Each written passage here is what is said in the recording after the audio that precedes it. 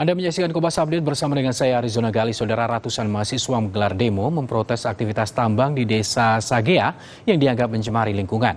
Aksi berlangsung ricuh, mahasiswa dan polisi saling serang menggunakan batu dan kayu.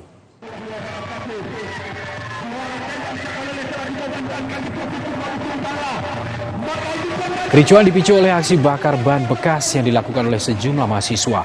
Pihak kepolisian yang berjaga dengan sigap memadamkan api. Tidak terima api dipadamkan, sejumlah mahasiswa melakukan aksi mendorong aparat kepolisian sehingga bentrokan pun tak terhindarkan. Para pengunjuk rasa melempari kediaman gubernur sehingga mengakibatkan kaca jendela pecah. Sementara itu pos keamanan nyaris terbakar. 2 orang mahasiswa pun diamankan karena diduga melakukan provokasi dan pelemparan. Kericuhan akhirnya bisa diredam setelah Kapolres dan Kepala Dinas Pariwisata turun berdialog dengan para pengunjuk rasa.